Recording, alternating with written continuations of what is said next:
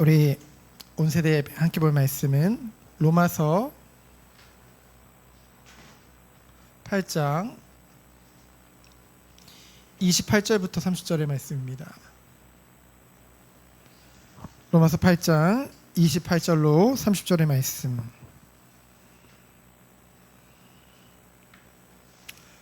우리가 너무나 잘 아는 말씀인데요. 우리 세 절을 합독하도록 하겠습니다. 우리가 알거니와 하나님을 사랑하는 자 곧 그의 뜻대로 부르심을 입은 자들에게는 모든 것이 합력하여 선을 이루느니라. 하나님이 미리 아신 자들을 또한 그 아들의 형상을 본받게 하기 위하여 미리 정하셨으니 이는 그로 많은 형제 중에서 맏아들이 되게 하려 하심이니라. 또 미리 정하신 그들을 또한 부르시고 부르신 그들을 또한 의롭다 하시고 의롭다 하신 그들을 또한 영화롭게 하셨느니라. 아멘. 우리 한 사람 한 사람은 그의 뜻대로 부르심을 받은 자인 줄 믿습니다.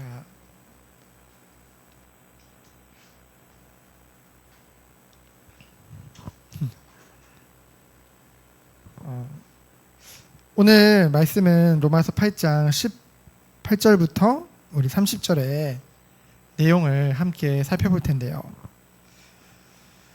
하나님께서 우리를 부르실 때는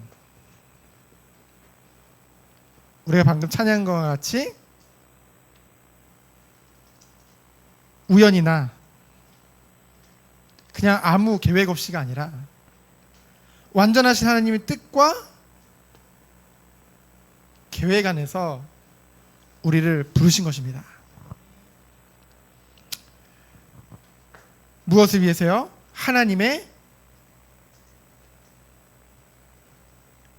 영광을 나타내기 위해서. 무려 하나님의 영광이죠. 어떤 사람들은 사람의 인정을 위해, 드라마에서 자주 나오잖아요. 재벌집 아들들은 그 재벌 회장님 아버지에게 인정을 받기 위해, 그렇죠? 그 영광을 위해, 아버지의 영광을 위해 살아가는 사람들도 많은데, 무협지를 읽어보면은 제가 무협지 하나를 읽었었는데 거기 보면은 한 그 무협 가문의 그 가주의 인정을 받기 위해 그 아버지의 영광을 위해서 엄청 열심히 살더라고요. 근데 무려 누구의 영광이요? 이 천지를 창조하신 하나님의 영광을 이렇게 지극히 작고 연약한 우리를 통해 나타내시겠다는 하나님의 선하신 뜻과 계획입니다. 그 안에 우리가 부르심을 받은 거예요. 그래서 우리가 지난 말씀 사경회 때도 함께 봤지만은 성도에게 있어서 고난은 반드시 올 수밖에 없습니다. 그 목사님 하셨던 말씀 기억나세요? 아직 안 왔다면 뭐라고 그랬어요? 고난이 없다면 아직 안 온 거라고. 그렇죠? 누구든지 고난을 당하게 되어져 있다는 거죠. 근데 중요한 건 이 고난이라는 것이 장차 나타날 영광과는 비교할 수 없다라고 말씀하고 있죠. 18절부터 21절의 말씀입니다. 그래서 18절에 보면은 생각하건대 현재의 고난은 장차 우리에게 나타날 영광과 비교할 수 없다. 그냥 단순한 천국의 즐거움 정도가 아니라 하나님의 임재 안에서 우리가 완전히 온전한 형상으로 변화되어지는, 그걸 뭐라고 하죠? 영화라고 하죠. 영화. 그것과 비교할 수 없다는 거죠. 그러면서 19절로 20절에 보면은 인간의 타락으로 말미암아 땅도 저주를 받았다고 했거든요. 그래서 모든 피조물들도 이 타락의 저주의 결과 다 종로를 타고 있는데, 그러다 보니 이들 또한 이 날을 기다리고 있다고 했죠. 이 날을 고대한다고 했어요. 말할 수 없는 탄식을 가지고 다른 피조물들도 고대하고 있죠. 무엇을요? 21절을 보니까 그 바라는 것은 피조물도 썩어짐의 종로탄 데서 해방되어 하나님의 자녀들의 영광의 자유에 이르는 것이니라. 종말에는요, 이 땅도요, 새 하늘과 새 땅으로, 그쵸? 완전히 새롭게 갱신되어진다고 했어요. 우리만 부활의 몸을 입고 영화로 들어가는 것이 아니라 이 땅도 새 하늘과 새 땅으로 완전히 변화된다고 했죠.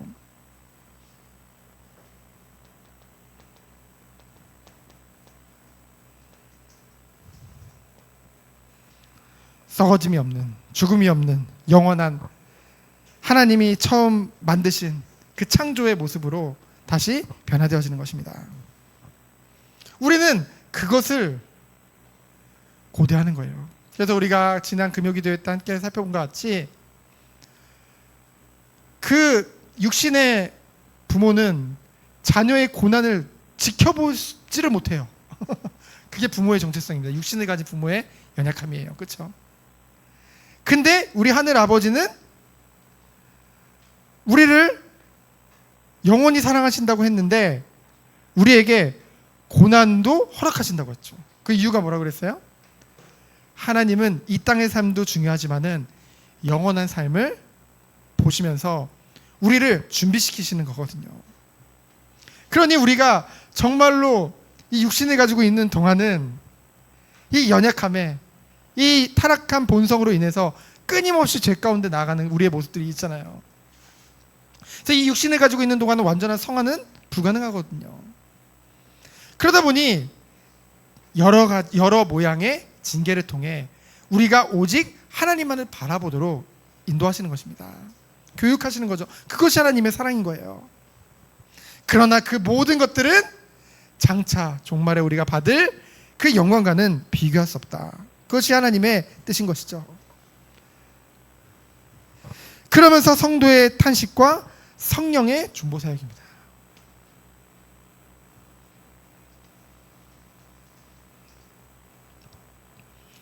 22절부터 27절이죠. 굉장히 신학적인 깊이가 있는 내용이에요. 로마서 8장이. 22절로 23절에 보니까 아까 앞에 한 것 같이 피조물이 고대한 것 같이 피조물 또한 탄식하며 함께 고통을 겪고 있는 것을 우리가 아느니라. 그 앞에 말씀을 다시 한번 반복해서 얘기하고 있는데요. 그뿐 아니라 또한 우리 곧 성령의 처음 익은 열매를 받은 우리까지도 속으로 탄식하며 양자될 것 곧 우리 몸의 속량을 기다리느니라. 우리 또한 이 성도 또한 양자됨이라는 건 뭐죠? 우리가 하나님의 자녀라 이컨을 받게 된 거죠. 이 양자됨의 완성은 곧 몸의 구속을 영원한 이것을 기다리면서 우리 또한 탄식하고 있다는 것이죠. 그것이 22절부터 23절의 말씀입니다.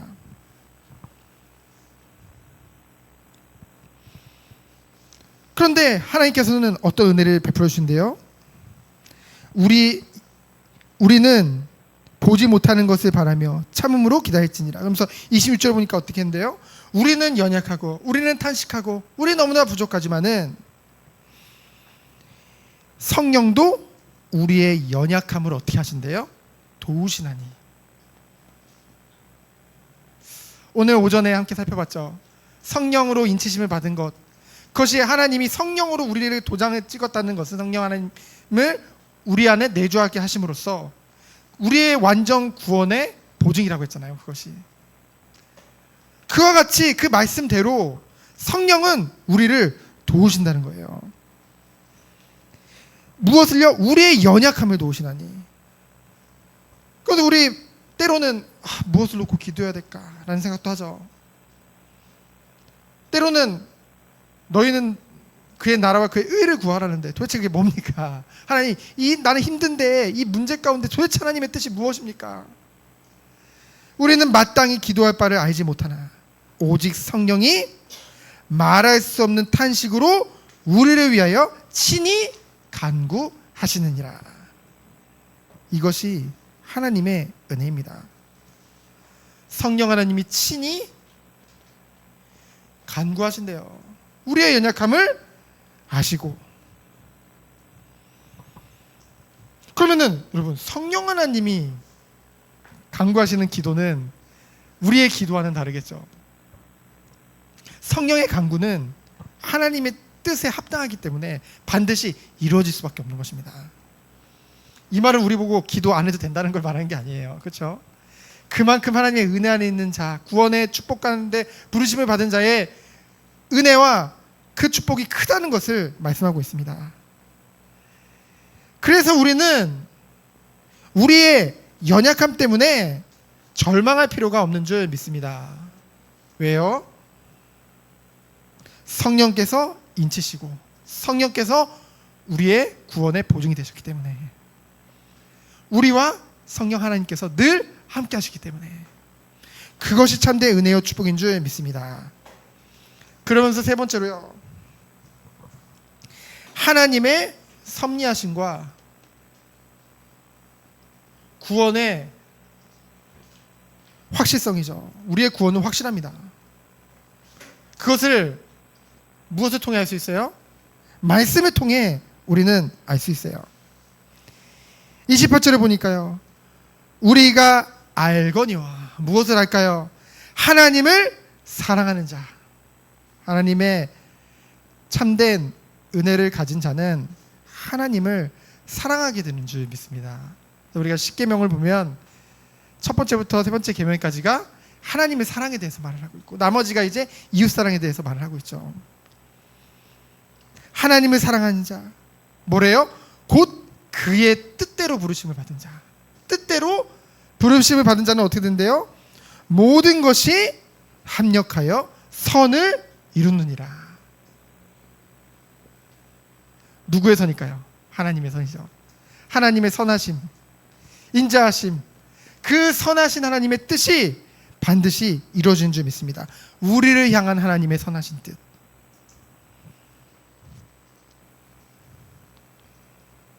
그래서 결국은 우리가 살아가면서 겪게 되는 고난, 실패, 눈물까지도 하나님의 완전하신 섭리 안에서 모든 것이 합력하여 선을 이루게 되어진다는 것이죠. 그래서 우리는 낙심할 필요가 없는 것입니다. 우리가 그랬잖아요. 눈에 보이는 것에 우리의 기준을 두고 눈에 보이는 것에 우리를 그것에 맡기는 것이 아니라 영원하신 하나님의 뜻, 나를 향한 그 계획은 늘 선하심을 믿고 우리는 바라보면서 참된 평안을 누리게 되어지는 거잖아요. 그 은혜가 우리 안에 있다는 것이죠. 그래서 29절부터 30절, 이걸 구원의 황금 사슬이라고 하는데요, 아주 중요한 말씀이죠. 하나님이 미리 아신 자들을 또한 그 아들의 형상을 본받게 하기 위해서. 우리가 오전에 살펴봤던 말씀이랑 비슷하죠. 흠이 없고 거룩하게 하시기 위해서, 또한 그 형상을 본받게 하기 위해서 미리 아신 자들을 정하셨으니 이는 그로 많은 형제 중에 맏아들이 되게 하려 하심이니라. 그래서 뭐래요? 또 미리 정하신 그들을 또한 부르시고 부르신 그들을 또한 의롭다 하시고 의롭다 하신 그들을 또한 영화롭게 하셨느니라. 구원의 서정이 나오죠. 미리 하셨대요. 미리 하신 자들을 어떻게 하신대요? 예정하시고 그 예정하신 자들을 어떻게 하신대요? 부르셔서 그들을 의롭다 하시고 또한 영화롭게 하시느니라. 근데 중요한 거는 우리가 여기 계신 분들은 다 의롭다 하심까지는 확신이 있잖아요. 아직 영화롭게는 안 갔잖아요. 그렇죠? 우리의 시간표 안에서는, 우리의 인생의 이 세상의 시간표 안에서는, 시간 안에서는. 근데 이 영화라는 단어가 오늘 말씀에 보면은 원문을 보면은 완료형으로 쓰였습니다. 이미 확정적 보장이죠. 쉽게 말하면 영화도 반드시 올 수밖에 없는, 이 모든 것이 누구의 주권적 사역이에요? 하나님의 주권적 사역이죠. 그래서 성도는요, 구원이 절대 흔들리는 그런 존재가 아니에요, 여러분. 대부분 흔들리는 사람들 특징이 뭐냐면은 현재의 고난 때문에 내가 흔들리거든요. 근데 우리는 이 말씀을 기억해야 돼요. 현재의 고난조차도 우리가 이후에 받을 영광과는 비교할 수 없는, 현재 고난조차도 하나님의 선하신 뜻 안에 있음을 우리는 믿기 때문에, 완전한 섭리 속의 계획 속에 있음을 우리는 알기 때문에, 반드시 마지막에 우리를 영화롭게 할 것을, 영광 받으실 것을 우리는 믿기 때문에, 그래서 우리는 세상 사람들이 가지지 못한 이 고난과 현실 가운데서도 참된 소망을, 어렴풋이가 아니라 확신을 가지고 살 수 있는 것이죠. 그것이 성도의 인생입니다. 그래서 교회사 속에 보면은 이렇게 많은 핍박과 환난 중에 심지어는 순교하는 그 순간에도요, 그들이 절대 흔들리지 않았던 것은 이러한 확신을 가지고 살았기 때문입니다. 이번에도 뭐 어디였죠? 네팔이었나요? 어디서 70명인가 이제 그냥 기독교인들이 화형을 당한 채로 발견됐다고 하잖아요. 한 마을에서 그냥 시체가 발견됐어요. 그냥 그 크리스찬들이 통째로 그 교회 하나를 그냥 다 그 믿는 사람들 다 그냥 태워 죽였거든요. 그렇죠? 굉장히 안타깝지만 그들은 죽어가면서도 저항하지 않고 왜 죽음을 맞이했을까? 우리 보고 죽으라는 건 아니고요. 영원한 것을 바라봤기 때문에, 그렇죠? 이 확신을 가지고 있었기 때문에 우리 또한 그런 확신을 가지고 영원한 것을 바라보며 오늘을 최고로 승리하기를 원합니다. 한 사람 한 사람 되어지길 예수 그리스도의 이름으로 축원드립니다. 시간 기도합니다. 주님 감사합니다. 영원한 것을 바라보며 모든 것이 합력하여 선을 이루심을 알고 참된 소망을 가지고 살아가는 우리 한 사람 한 사람 되도록 주께서 축복하여 주옵소서. 살아계신 예수 그리스도 이름으로 기도합니다. 아멘.